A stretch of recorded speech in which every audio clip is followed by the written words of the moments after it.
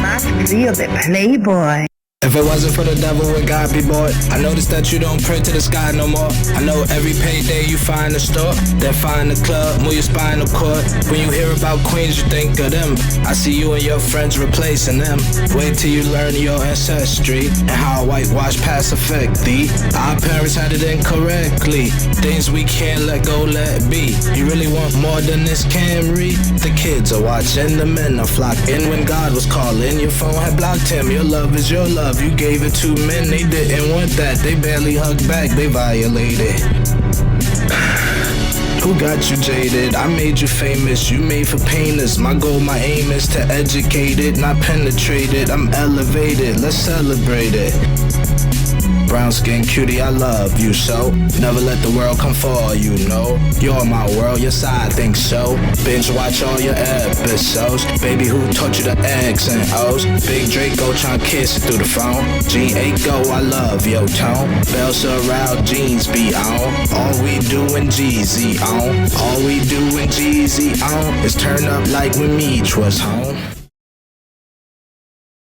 Yeah, for sure. Yeah, put the mic on. That joint on it, yo. Alright, so I want to ask you a few questions. We see your social media, we see you be grilling it up. What's the hardest thing to grill, in your opinion? Sheesh. Listen, brisket. Brisket has definitely got to be like one of the toughest things to grill, man. That thing has to be just right. You know, everybody be trying to say ribs and stuff, man. But I mean, sometimes it can be, but then I mean, you got to be precise in doing it, man. You got to really like take your time with it. I see a lot of folks don't take their time. That's how they end up burning stuff up or overcooking it. Okay. Or undercooking it. So just walk me through. You know, it's a big grill day, Saturday. It's Friday night or Saturday morning. I don't know when you start. Do you marinate the night before? Man, it all depends on if I have a catering gig. Shout out Beginner's Luck Catering Services. Beginner's Luck Catering Services? Yeah, for sure. What areas do they service? Man, all over. The furthest I went out was Houston, Texas. What was in Houston? For a little thing. Was in Maryland. Was in Virginia. So I mean, I go all over, man. Wherever. If you need me, I'm there. As long as you paying. Now, if you ain't paying, now I ain't coming too much now. But nonetheless, the like a typical grill day, like say like if I got folks coming over and whatnot. If I'm doing chicken and whatnot, of course I marinate it and I clean the chicken and whatnot. And please wash your meat. Pause. Definitely have to wash that, but you definitely have to practice sanitary measures, man. Like especially when it comes to like cooking food. I'm always wearing gloves. Number one. Number two, when seasoning and whatnot, man, you just got to understand that not everybody can eat spice, like spicy stuff. So I actually I cook under my taste because I know if I cook under my taste, it's going to taste perfect. So I always cook to where you'll taste the seasonings, but it's not too salty. It's just right all the time. So if I'm cooking on a Saturday, that Friday I'm prepping everything. Not saying that I'm cooking, but I'm prepping everything. And if it's like Saturday, like an early Saturday type joint, man, I'm getting up early Saturday morning so the food can actually be fresh. I don't like cooking the food the day before and then warming it up and then having to do XYZ. Yeah. Okay. 4829. Okay. Yeah. So. How do you not get too tipsy while grilling the food? I don't drink nothing. Water, straight water, all the time. Is that like a rookie mistake? Oh yeah, rookie mistake. Rookie mistake. Listen, I kid you not, yo. God bless. My uncle setting up. My cousins. Now mind you, now this was damn it. Well, hell, it was a year ago. It was a year ago. God bless Uncle Charlie setting up. And my cousins, them boys been dang chilling and joint. Them boy been smoking weed and joint. And them boy wanted to get on the grill. Now me, like me, I'm frying fish, cooking green beans. I got the red rice. I got the hush puppies. I got everything over here. Now I was like, hey, y'all can use my grill. Do your own thing. But them boy been drinking. Them boy been smoking. It was chilling and having a good time. And then next thing you know, them boy was like, damn, boy. Hey, man, how the heck you gonna, hey, man, I need you to turn them ribs. Hey, man, I need you to turn them pork chops. Hey, man, I need you to turn them chicken. I'm like, hold up now. Cause I'm minding my business over here now. Y'all boys say I want the grill. Y'all boys say y'all better than me on the grill. But hell, y'all doing XYZ. Y'all can't be back there drinking and smoking and junk. And we trying to cook this food for these people. So of course, it didn't turn out, their portion didn't turn out as well as they thought. But, hey, that's neither here nor there. They just know they can't mess with me because, like, I am that guy on that grill. Definitely that guy on that grill. And I take my time, man. I don't rush for nobody, man. I ain't gonna have a grill on land 400 degrees, 500 degrees like Juvie and Lil Wayne, man. It don't even take all that. It don't take all that, man. All you gotta do is take your time and just perfect your craft, man. Like shoot, like I could take a little Family Dollar grill and cook for an ass of people and make that junk taste real good. And I mean, I know some folks got a big grill and can't cook worth of shit. You know what I'm saying? The damn food be raw. And like it's always a debate: gas versus charcoal. I was just about to ask you. I knew you was getting ready to ask that. The gas versus charcoal. Listen. That charcoal undefeated. The charcoal is undefeated. Only if you're cooking for self. If you're cooking for self, charcoal, by all means, go for the charcoal. If you're cooking for a lot of people, gas is where it's at, because you can't regulate that charcoal. You dig what I'm saying? You can't keep the temperature at a certain degree when it's just charcoal. You know what I'm saying? So gas, man, shoot, I can set my grill at doggone 275 and just keep on rolling. You dig what I'm saying? I could just keep on going with it. Like I don't have to worry about nothing. Now, granted, I'm not finna cook no burgers on no gas grill because that grease is gonna be dripping and it's gonna cause a fire. So, with that being said, I'll do hot dogs and everything else on the gas. But burgers, I'm definitely putting on charcoal.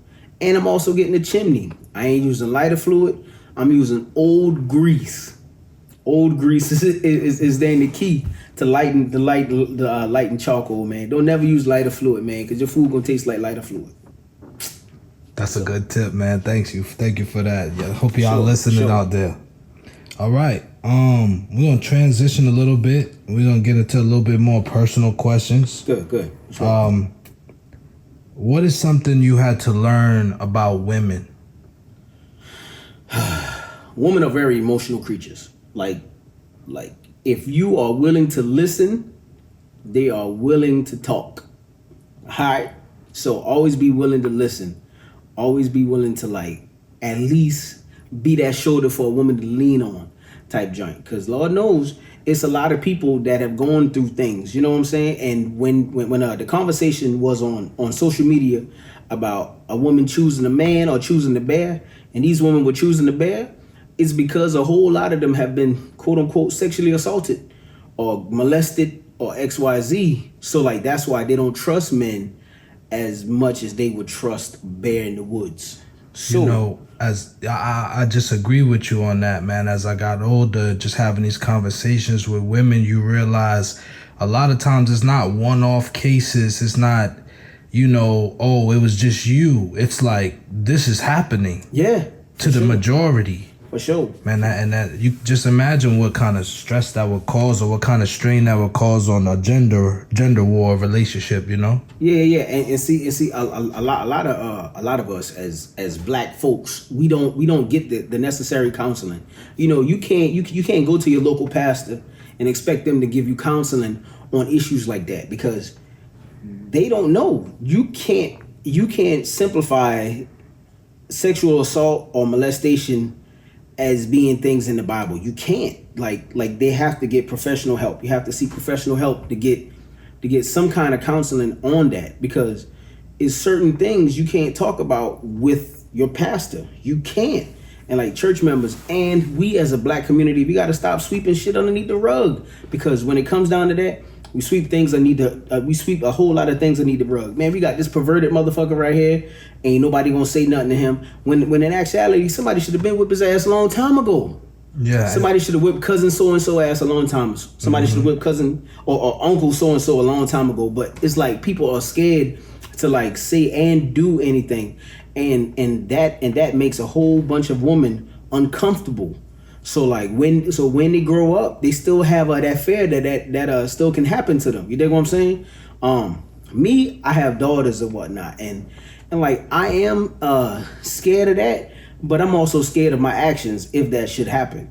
You know what I'm saying? Like, man, yo, like it's just seeing women who have gone through that and who have not healed try to be in a relationship, and then all of a sudden they just snap like, hey, don't touch me or whatnot. Because I've been in relationships with women who have been touched or molested or sexually assaulted and whatnot, and then you know, like in the middle of the night, waking up, crying, screaming, like hey, what's wrong?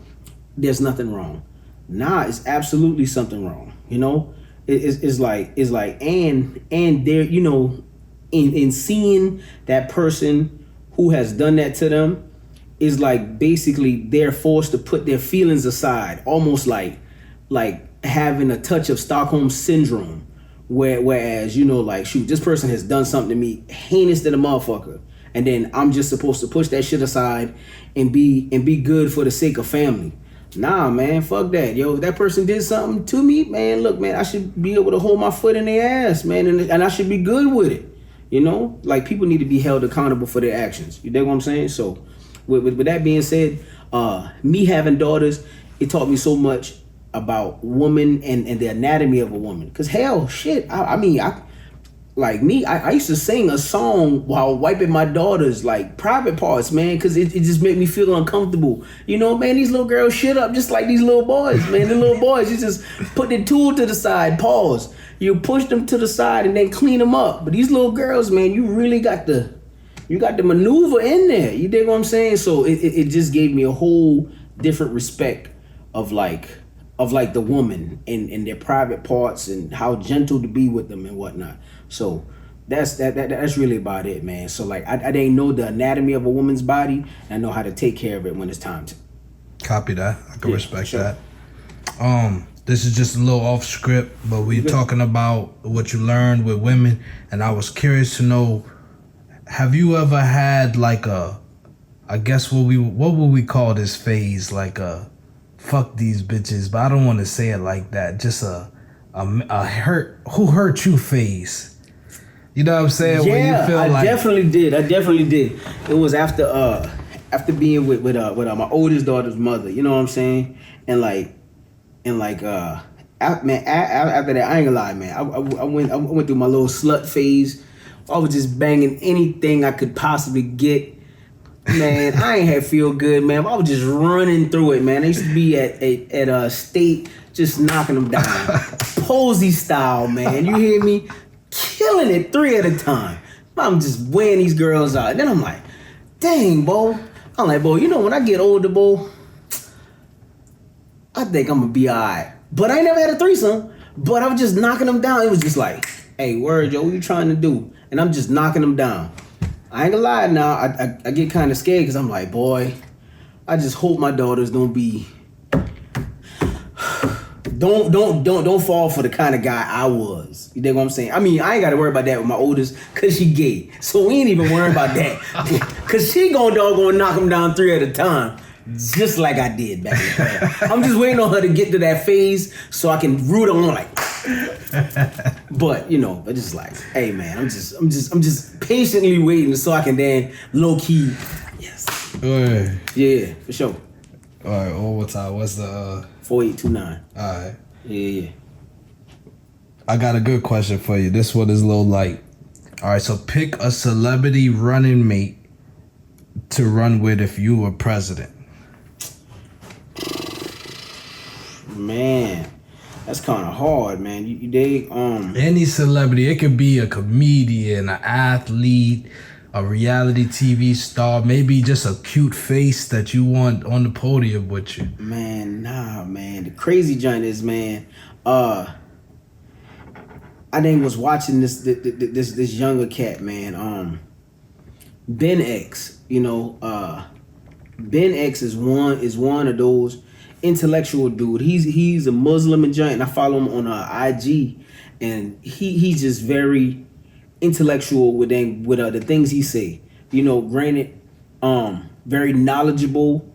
You need somebody like that, and you also need somebody who's not going to be a yes man. I need somebody to say, "Hey, B, you fucking up." I need somebody to like say, "Hey, look, bro, that right there ain't gonna work. Let's come to an understanding on what the heck can work, and let's put our policies into play." You know, because granted, you got a lot of yes men, and granted, there are a whole lot of celebrities. You could be like, yeah, but a lot of them would think, hey, just because of my status, man, you can't tell me what to do.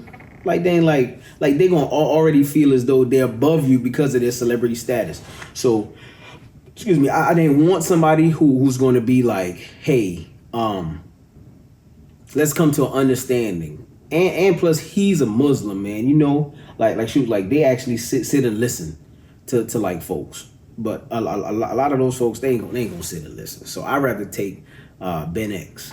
Copy that, Ben X. Shout out to Ben X, man. Yeah, for sure. Tell me about a time you felt underestimated. Crazy giant.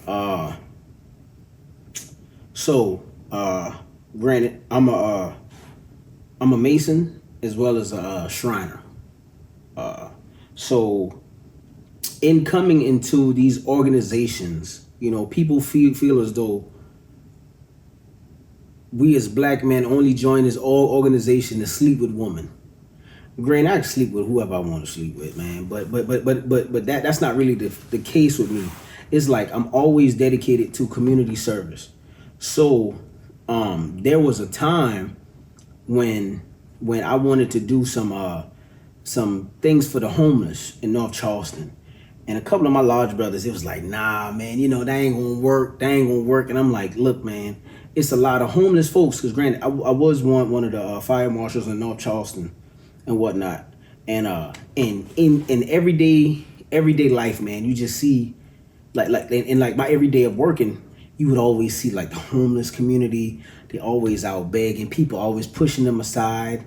I was like, hey man, we can do a sock drive because it's cold. Man, people need socks. You dig what I'm saying, man? You walking around all day with doggone these socks, man. These socks tore up on their feet. Like you give shoes away, and I actually put that into play. Once I put that into play, like now they feed the homeless and they do sock giveaways and sometimes shoes giveaways. So like feeling underestimated in a sense, man. It was just like man, bro, like you wouldn't listen to my idea, but once you find out how good of an idea it was and how much traction it was gaining within the community, then now you want to do it. And I'm just like you bastards, but it's all good, man. You know what I'm saying? So everybody wins in the end. Yeah, for sure. Okay, I appreciate you for sharing that with us. Yeah. What makes Cross High School so legendary?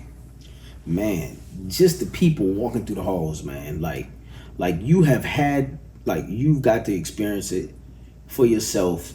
You know, a lot of people talk about their schools and everything they've done in school, but like Cross is a close-knit community. Cause granted, you got the Cross community, you got Eadytown, you got 311, you got Pringletown, you got County Line folks.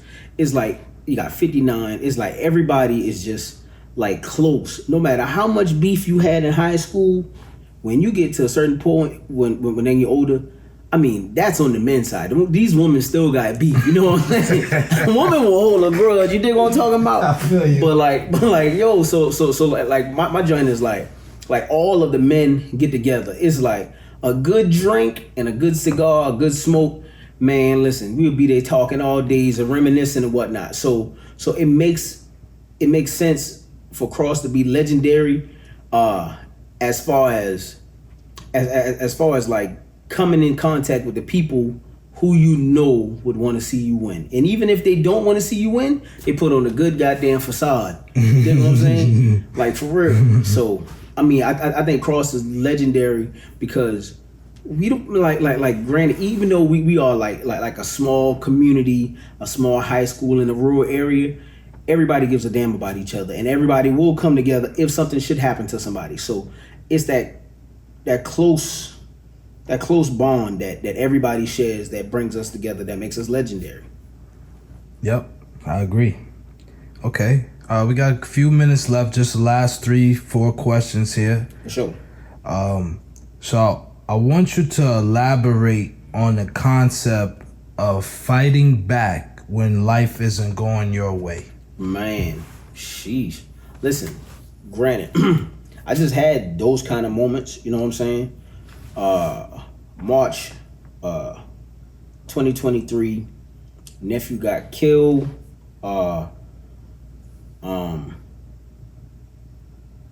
March 17th, it was St. Patrick's Day last year.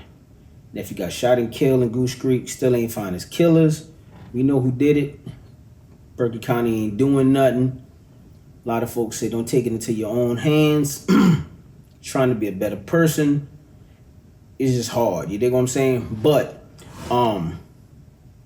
life has thrown a whole bunch of curveballs at me. You know, back in 2020, both of my parents died within 8 months and 4 days apart. You dig what I'm saying? But you know, I could have easily lost my mind. Granted, now it's like I feel like there's a purpose for that. You know what I'm saying? Whenever I see somebody kind of going down because of death and whatnot, I tend to reach out like, hey, look, man, like if you ever need to talk to somebody, I got you. You dig what I'm saying? I've always been like the type to like shy away. Like back in the days, I would always shy away from talking to people because people always would try to put you in a category of like, hey, this person is trying to get whatever they can get out of me and whatnot. But I've like always been genuine with folks. So whenever I see people going through stuff, I tend to kind of reach out. So I kind of feel like that's my purpose in bringing people off of that quote unquote ledge, because there are a lot of people going through a whole lot of things, and if I can share my experiences with them to kind of get them off of that ledge, to show them that, hey, look, yo, I might be all right on the outside, but hell, I'm kind of broken too. You know what I'm saying? So if I can share my brokenness with you to get you to come off that ledge, I'm willing to do whatever it takes just to get you to that point to show that, hey, you really mattered here. Like, don't try to commit suicide or whatnot because you can't take it. Because I've been through a whole lot. I've fought through a whole bunch of adversity to get where I'm at today. And whereas growing up, we like word, man, everybody knows, man. We used to stay treetop, had an old damn house, man. The house was old as hell, man. The house was haunted. You dig what I'm saying? But always fighting through adversity.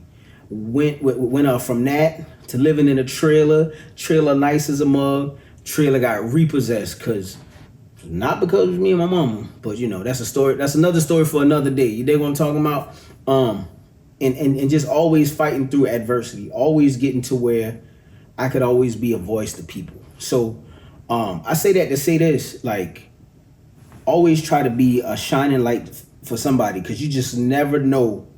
You could be that person to bring them off the ledge. So, for sure. Copy that. All right. That one? Yeah. Low battery? Okay.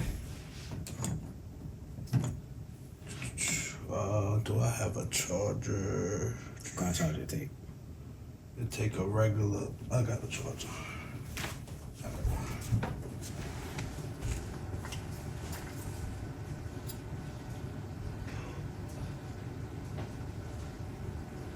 We down to our last 2 questions, but that lighting looks so good, I don't want to change nothing on that, brother. And for sure. So I'm gonna improvise. I'm gonna put that light right here. Yeah, that's cool.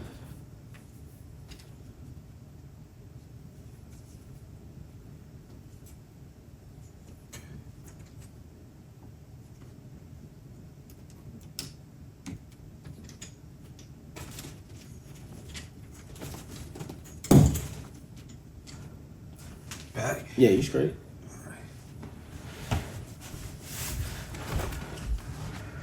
Boom. Still rolling. Still rolling. Okay. Yeah, still rolling. You good? All right. One more time. 4829. 4829. All right. Yeah. We're going to do NFL predictions. Oh, Julius Jones memory, NFL predictions, and then closing statement. All right. 5, 4, 3, 2, 1. Are you an NFL fan? Definitely, man. Definitely. I can't even talk right now, but definitely. Who's your team? Dallas, man. Look. Oh, shit. Yo! So we suck bad, yo. I can't even lie, bro. I'm like, damn.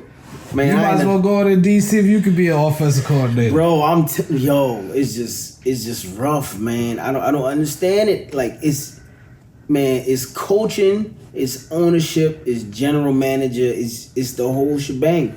And it starts at the top, man. You cannot be an effective leader if you're not willing to listen. Jerry Jones does not listen to anybody, and I'm a realist. I'm a realist. I know that Dallas suck. I did not have any faith in Dallas going into the season. We get Dalvin Cook. We sit Dalvin Cook on the practice squad for like 8 weeks straight before trying to start him. And it's like, bro, what are you doing? Like, bro, you got Dalvin Cook and Zeke, bro. Why is you playing other dudes? Bro, these boys is studs. Like, man, but it's just like, man. I'm going to tell you what happened with your organization. Because you guys could have won a Super Bowl 5-10 years ago. But you guys keep falling in love with the C-rated quarterback that does good when he needs a job. Facts. And you know how you always first get the job and you need the money. Yeah. But once you ain't living check to check no more, it's like, I need the PTO. I don't want to be here. That's what Dak is on PTO. He doing sleep number commercials. He got paid too much. Yeah, for sure. I honestly thought Dallas would have gone out and tried to at least get Aaron Rodgers, to bring Aaron Rodgers to Dallas, because Aaron Rodgers and Mike McCarthy made magic with Green Bay. I figured the reunion would be the same way. But when it didn't happen, it was like, are y'all really going to stick with Dak, bro? Like, man, yo, Dak is just, man, he's trash to beat, man. I can't even lie, man. And I mean, if you could go and get a quarterback, you shouldn't get a quarterback from Mississippi State.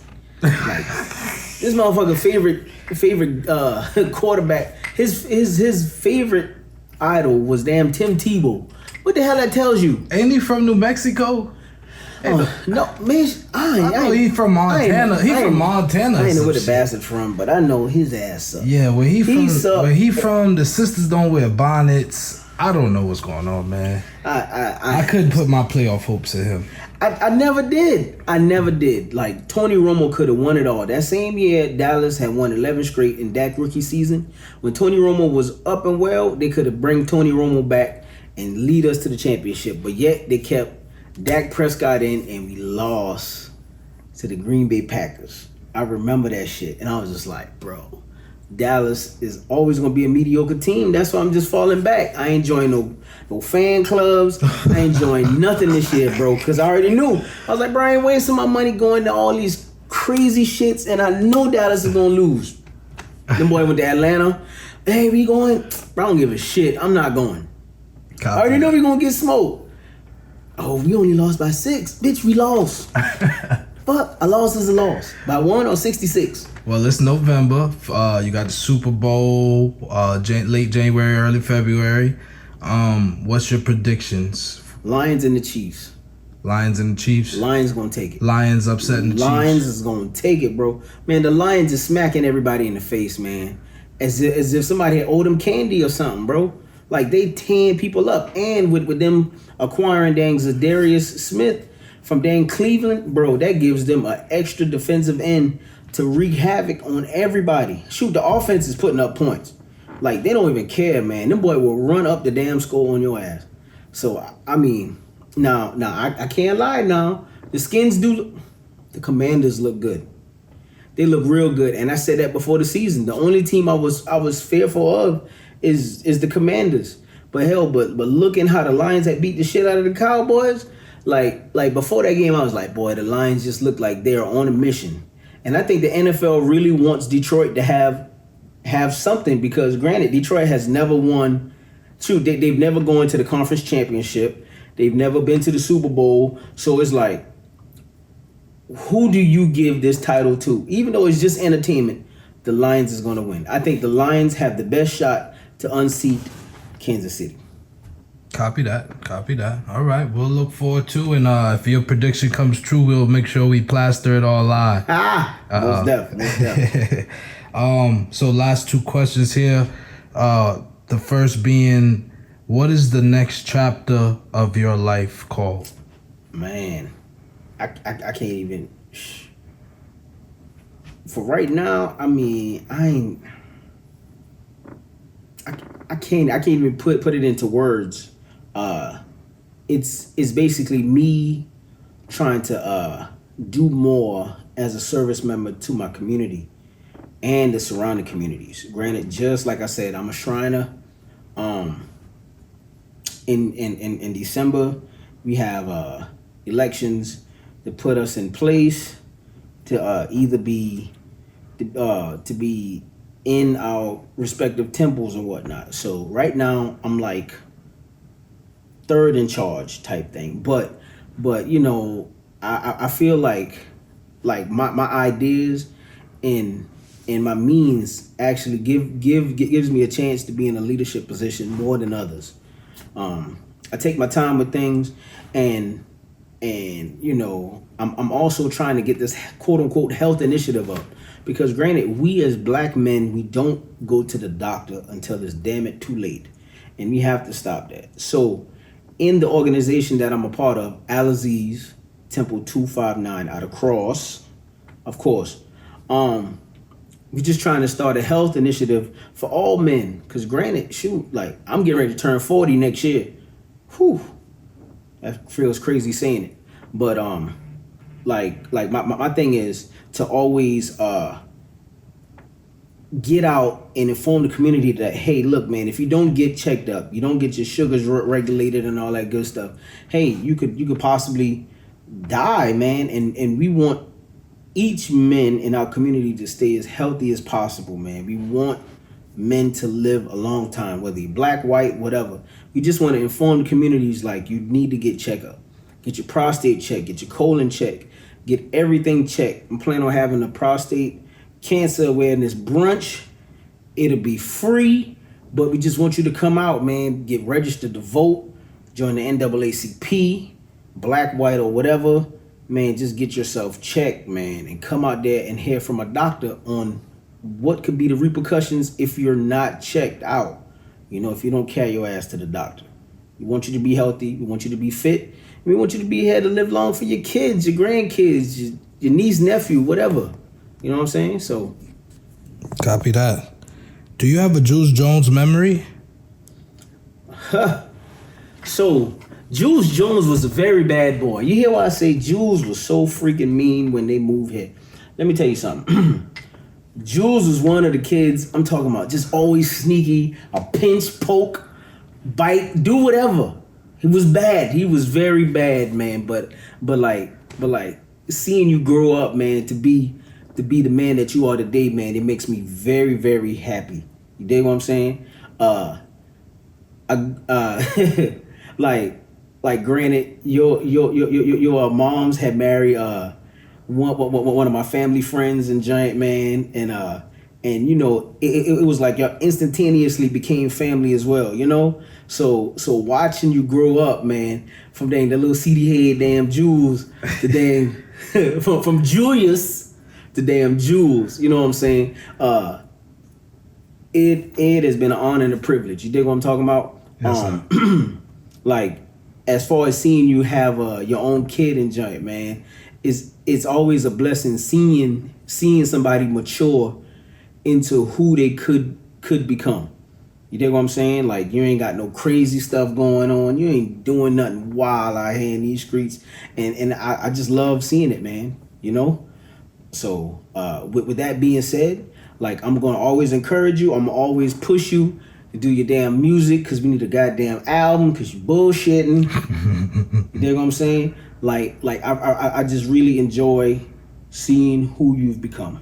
So with that being said, keep pushing, my brother. Thank you, man. So that's it. We're wrapping up here with Brandon. Can you give him how to find you? Any social media? Oh man, listen, right. So Facebook, Brandon L. Simmons. You're gonna see the guy with the bun in his head. You can see me with the gray beard and all that good stuff.